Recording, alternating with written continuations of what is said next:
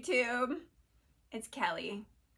I just want to come on here, kind of make a semi-quick video, but one that was on my heart. And I've been thinking about it for the last, I don't know, week, and I'm far enough away from, this event happening that I thought I could share. I'm going to write about it at some point in a book, but for now I just wanted to make a video because the economy is not great. I think a lot of people are experiencing layoffs, and when this happened to me now 8 years ago, I was so embarrassed and I felt so ashamed, and I felt so like it was my fault. And so I wanted to come on and make a video about kind of my experience of this happening, so that maybe it could inspire or provide hope or encouragement or something to someone going through the same thing. And then recently I saw Oprah go through, or she interviewed these two women who wrote a book called something like All the Cool Girls Get Fired or something. And so it just sparked me wanting to share this story. So in 2018, so I've been a therapist for, like I said, 20 years now. And, not to toot my own horn, but my clients generally like me, like my services. Of course, I think everyone, you can do better, you can always grow, but when I was in different treatment centers, I generally was well liked by my clients, and I felt very confident about my skills. And in 2018 was, I actually, for the first time ever, got laid off, and I was mortified. I think it was, I didn't know at the time that first layoff was a group of layoffs, but when I went through it, I thought I was the only one. And so I just felt like, and of course they said we're just doing layoffs. It wasn't like a, personal thing. It was just, economical. But I felt like, oh, it has to be me, because how could they want to lose someone,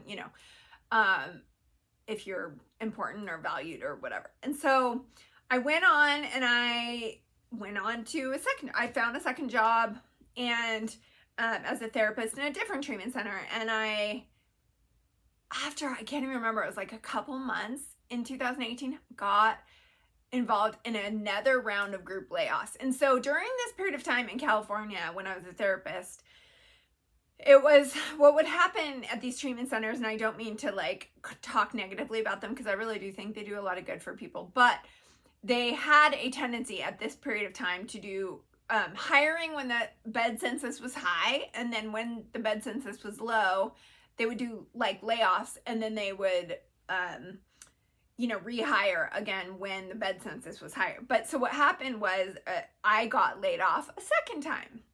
And I'm not gonna lie, my ego was so shot. And because again, I felt like, you just get acclimated to a company. My clients, like I said, they really liked me. And when you first started a company, you really put in extra work too. So I was working so hard, and I just felt like I was giving my life to the company, honestly, and to all these companies. And then, so that was the second round of layoffs. Then I went through a third round of layoffs, and I can't remember if it was a third round of layoffs or what. I know for sure what happened is at the end of the year, I hired on with a company, and then it was they offered me $80K.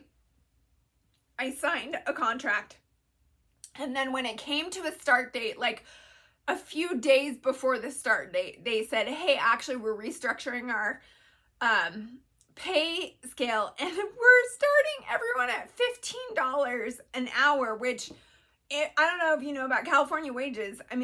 There was no possible way I could live on that, and especially because it was for a therapist per hour, so it wasn't even full-time 15. It was just so crazy to be from salaried $80K to it was kind of per diem or whatever, 15. And I was like, is there something in my record that is, where people are doing a background search and there's something horrific in it, or you know, I honestly had no idea. But so honestly, out of sheer desperation, I had no like option, no choice but to start my own private practice, which the crazy thing is that I always wanted to start my own private practice. And my private practice was my dream job.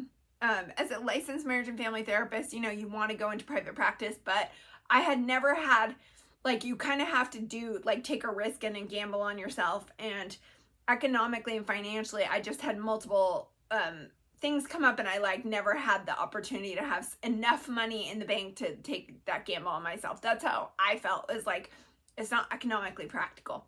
So ultimately, after this year in 2018 of like multiple layoffs, I could not, I mean, I honestly was like, am I on the show punked? Like, what is going on that this is happening to me? And then I just want to share this because, you know, everybody says when one door closes, another door opens. And I'm always just like, and I know just it's so much easier to hear that, but when you're going through it, it's so hard. And you, especially things like layoffs or being unemployed, you feel so ashamed, you know? And or anything like, you know, a bankruptcy, I thought of this is like, companies go bankrupt all the time, but if a person does, they get like personally shamed for it. And it's like, if, you know, companies have to do layoffs, they don't get shamed for it. But if a person gets laid off, they get shamed, they feel ashamed for it.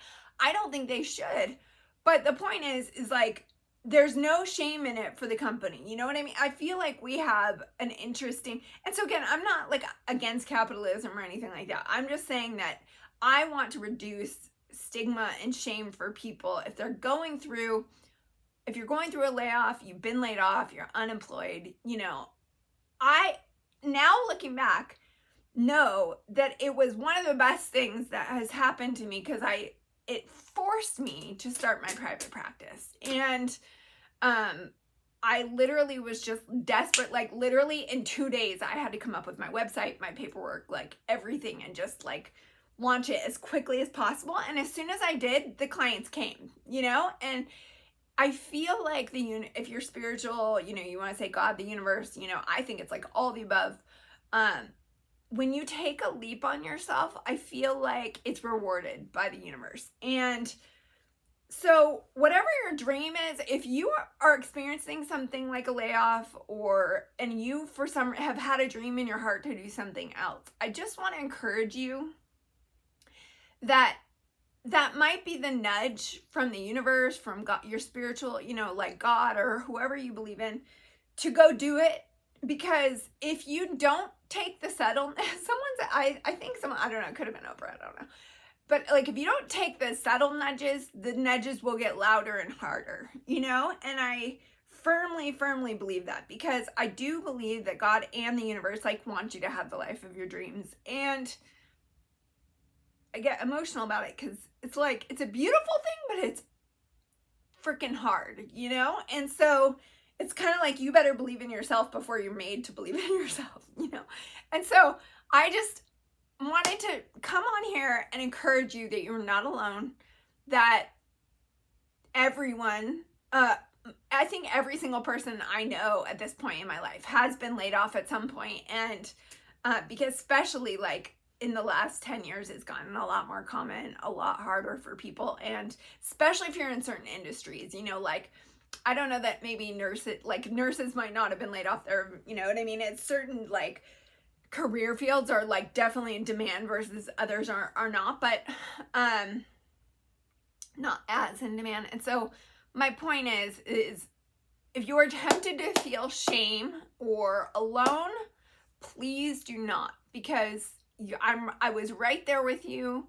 So many people are, we just don't talk about it. And because of that shame and stigma. And I just want to say that I think that, you know, it's kind of like all things work for the good. And I hate that. I hate it when people say that, because I feel like it's, you know, minimizing of how you feel in the current moment. But I just want to come on and share my personal story that I've had a private practice now, you know what I mean, since then for 7 years. And it was the like job of my dreams compared to, oh my gosh, with, you know, it pushed me, like the private practice has been like so much more freedom.